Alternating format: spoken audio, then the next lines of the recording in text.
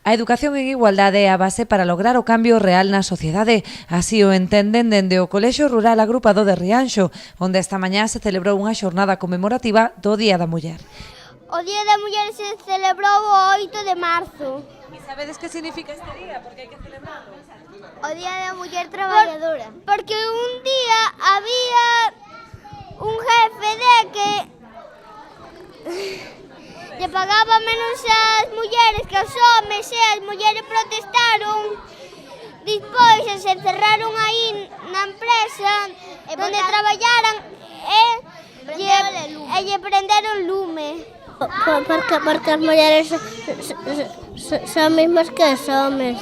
Os pequenos tiveron ocasión de coñecer a través de contos as figuras de destacadas pioneiras galegas, das que posteriormente elaboraron un mural en 3D.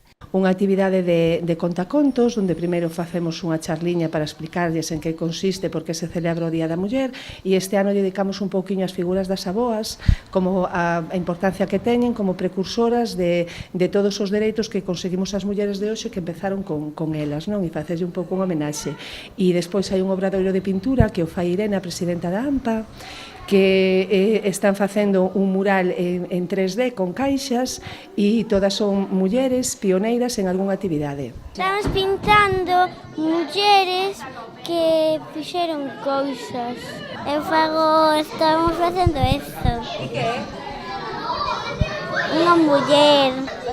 E tamén Rosalía de Castro, que era unha escritora. Le pintamos a cara de color rosa e as mans amarillas.